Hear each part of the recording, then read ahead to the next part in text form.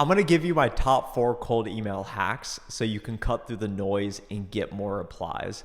The first hack is using multiple channels of communication, email and LinkedIn Sales Navigator. Before I send a cold email, especially if I personalize it, I'm going to copy and paste the body of the email and the subject line.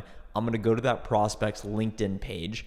And if I'm not a first connection with them, I'm going to use LinkedIn Sales Navigator to send them an in-mail. I'm going to copy and paste the body of that cold email in the text box.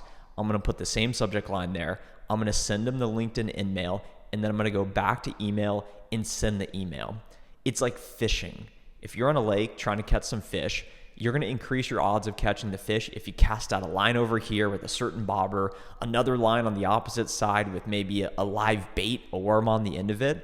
Because if all the fish are swimming on one side or they like a certain lure or another one, you want to increase your odds of catching the fish. And it's the same thing being omni-channel, because the prospect may get a million spammy emails during the day, but on LinkedIn Sales Navigator, not all reps are willing to actually send that email because it's a little bit harder to do, let alone making cold calls constantly to their cell phone and even leaving voice messages. Eventually, you're going to catch them at the right time, the right place with the right messaging.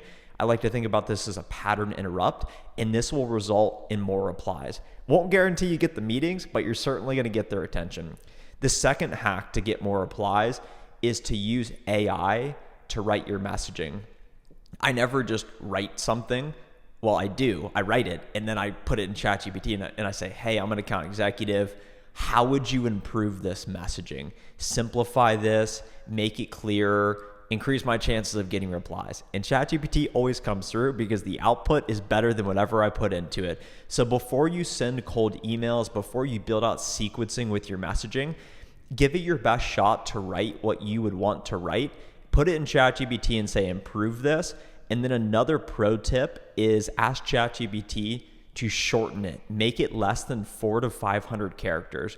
When you go to LinkedIn Sales Navigator, it will explicitly call out if you have more than 400, 500 characters, because they know that really long bodies of email simply just do not perform as well as short, concise, choppy, directly to the point messaging.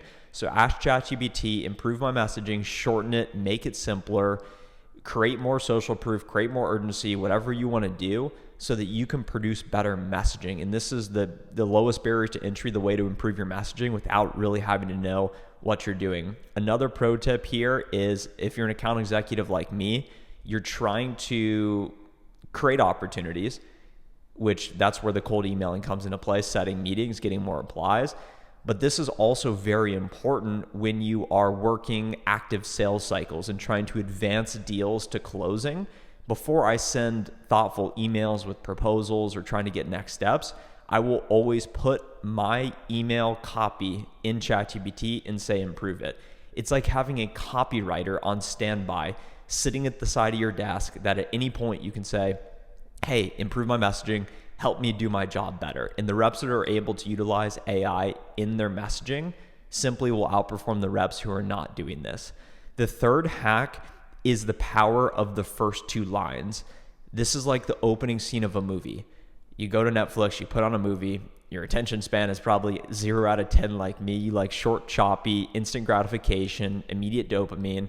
And if your messaging is not creative, if it's not instantly captivating, then you're clicking off of it. As a sales rep, I have recruiters in my inbox all the time, and they're like, Trent, I see you're working. Would you like to come work for us? Would you like to do an interview? And you can almost tell in the first 3 to 4 words if it's somewhat customized or if it's generic.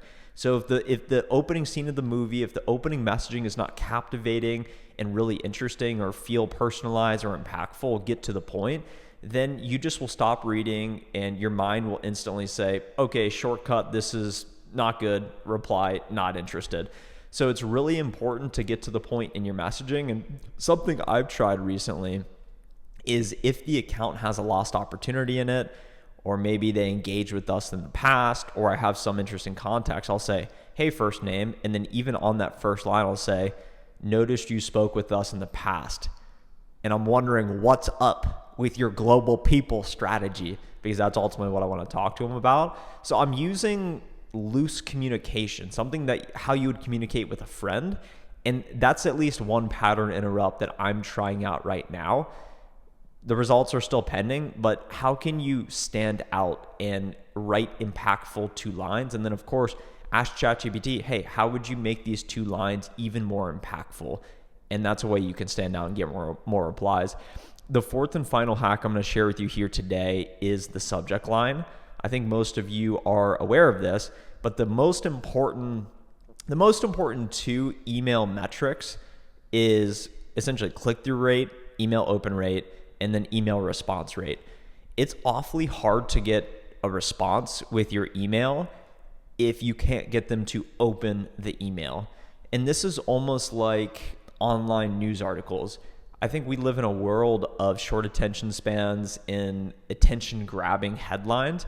So you don't even really read the articles you see online. You just read the title and the headlines, and then you instantly make an assumption about what it could be about. So if your subject lines do not captivate their curiosity, then it's unlikely that you are going to perform well on the first of the 2 cold email metrics, which is email open rate. I think a good email open rate is between 20 to 30%.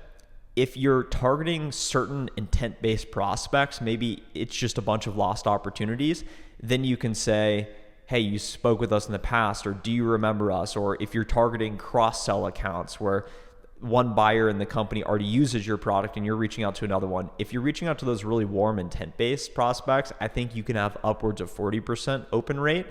But I think if you're doing pure cold email, like what I'm doing a lot of the time, 20 to 30% open rate is really good. And then reply rate, I don't really have great metrics on this, but you always want to be mindful of, well, how many people are actually replying to my emails? And then the most important metric, how many people are agreeing to take my meeting? It's one thing to get a response. It's another thing to get a response where someone wants to take your meeting. And I think cold email generated meetings are some of the best meetings because it's pure text words and nothing can be really taken out of context. There's no emotion in it. And typically if you set meetings on cold email, they're some of the best meetings because there's clear intent behind it. So that's it. I shared my 4 cold email hacks for 2025, beginning with using multiple channels of communication, omni-channel, using AI to improve your messaging, focusing on the first 2 lines in the body of the email, and then making sure your subject line is optimized. If you found value in today's video, I would appreciate if you could subscribe to the channel now because it helps, and hit the thumbs up button now so other sales reps can access this content. And if you are looking to break into tech sales, I have something for you linked in the description below. Talk to you in the next video. Bye.